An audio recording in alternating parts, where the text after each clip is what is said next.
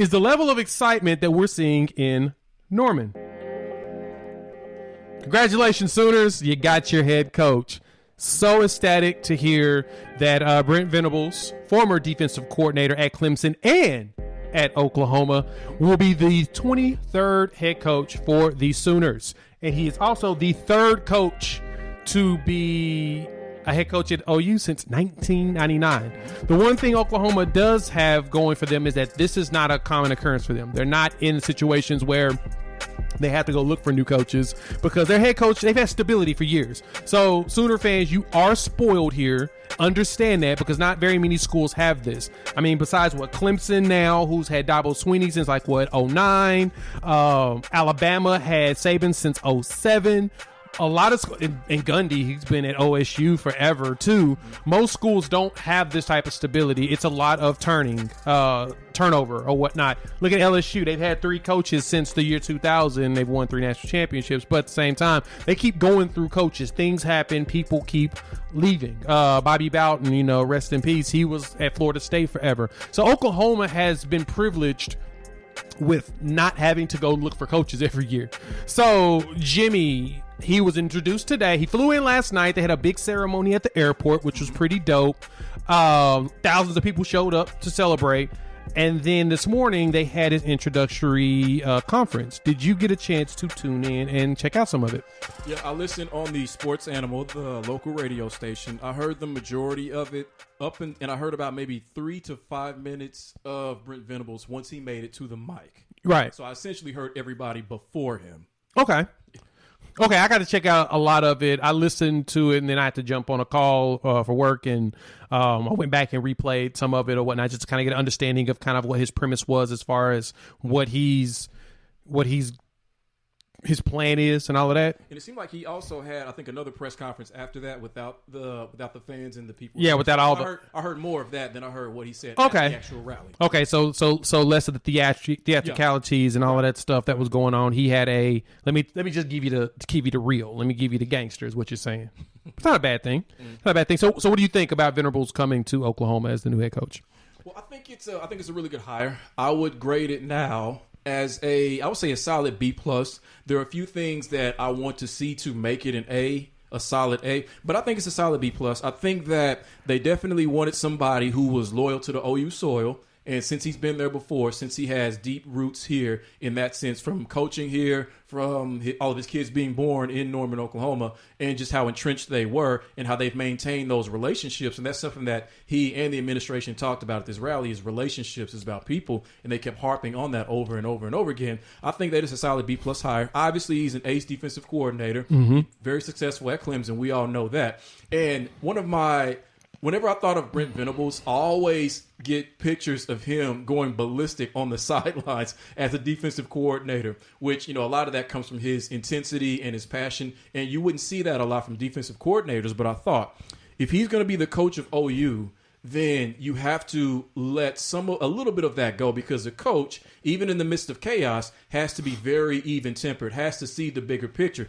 So I thought to myself, is he more like that, even though there is a place for that? Or can he be more even-tempered as a head coach needs to be as opposed to a defensive coordinator? So the part I did hear when he got to the mic at the rally was not what I was expected, because the president, Joe Harris, was really intense. And he was fantastic too, by the way.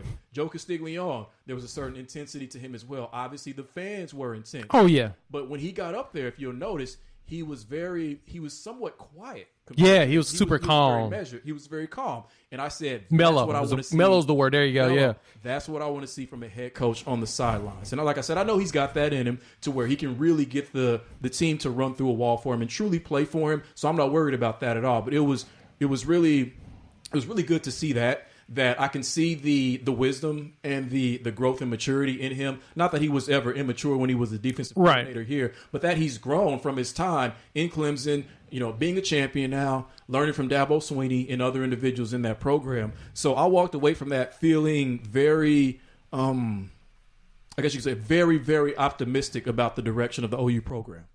Okay. So I'm opposite of you. So I give it an A higher. I give it an A higher for 2 reasons. Number one, they're bringing in someone that has Oklahoma roots, that knows Oklahoma. So Venables, the good thing about him is that he basically followed Bob Stoops everywhere that he went. He was at K-State. Mm-hmm. He was underneath Bob Stoops when Stoops was the defensive coordinator at Kansas State. Then when Bob Stoops left Kansas State, went to Florida, he was promoted to defensive coordinator there at Kansas State. And then when Stoops got the head coaching job at OU, he followed him to OU, becoming the defensive coordinator, and then with Mike Stoops. So I like that he has a lot of ties here. He's also someone that doesn't want to jump around.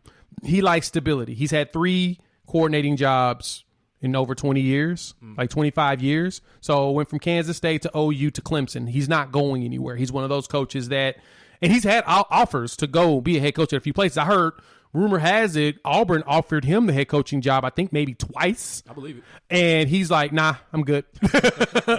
Even though there's a chance you can win a championship at Auburn, you can get a ridiculous roster going there and have the opportunity to win a championship. He passed on that. So I'll give him mad props on that. That's one thing. The other thing that I give it and why I give it an A higher, he's defensive coordinator.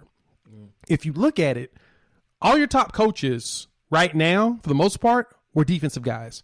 Going back to Pete Carroll, who's a defensive guy. Nick Saban, defensive coordinator. Kirby Smart, defensive coordinator. Dabo Swinney was defensive coordinator. Bob Stoops, defensive coordinator. A lot of them, your defensive guys, it takes more work on the defensive side than there's an offense to be successful. So having 2 guys that have the mind on defense to be able to put together a product that's going to win and actually stop other teams, I think that's a big deal. What he's going to have to do is, you are right, he's going to have to work on giving up things. And he said that before. He said that's one of his problems is that he can't let go. He's going to have to delegate because it's going to be more administrative. And at the same time, he has to have the 5,000, the 10,000 foot view of everything. You know, he has to look down and understand every piece and be able to move the chessboard properly. I think he'll be able to do that. But the other thing I do disagree with you on is the intensity. I want that. I want more of that. Saban has it. You see Saban lose his on the sidelines. You'll see Jim Harbaugh. He'll lose his on the sidelines. I love that. And the reason why I love that is because it seems like the game is going back to those old school type guys. If you've noticed, it's been heavy run teams that's been dominant. NFL as well. Your teams that run the most got the best records. You know what I'm saying? Even with passing. We'll talk about the Chiefs later, but they, for some reason, can't pass the ball, but their run game is getting better, and then our defense is doing stuff. We're seeing that shift in both leagues. I believe that is the biggest deal for Venables to be successful, is to establish that run, be super intense, and get those players riled up. Mm-hmm. Well, I think, and again, going back to why I gave him a B+, I think that another thing I appreciate about him is that mentality. Like you talk about that intensity. We're talking about that passion. When you're going to be taking a team into the SEC as a new kids on the block, you're going to have that because every team in that conference is going to want to treat you like a doormat, just like they did when it was in Missouri and Texas A&M first entered. So you're definitely going to need that as far as the mentality of the team, as far as the culture of what the team is thinking on the field. So that's something that I do appreciate about him. But he's the biggest piece of the coaching collective that they're looking to hire, because they also need an offensive coordinator, defensive coordinator, offensive coordinator. That's where the A is going to come from. Yes. I want Jeff Lebby from Ole Miss or Joe Brady, who for some reason became the scapegoat in Carolina. Either one of those individuals have the kind of credentials that will help this team to be able to put up the kind of points that OU teams and that OU fans are accustomed to seeing. So that's a big part of why I gave him that B+. That's what I want him to have. And lastly, you mentioned Nick Saban and Jim Harbaugh.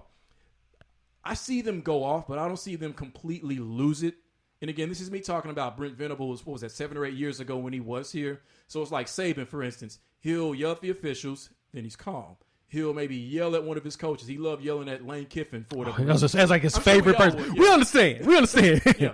And then he would be calm. So a lot of times, and this is just my own memories of Brent Venables, he would just be going ballistic just because he was just that hype. Well, yeah, and it's funny, Spencer Hall, every day should be Saturday. Everybody know EDSBS. He has a picture up, and he's saying that Venables has to bring with him the assistant strength coach and wrangler, Adam Smotherman, who can go out there, grab him by his hips, and keep yanking him off the field.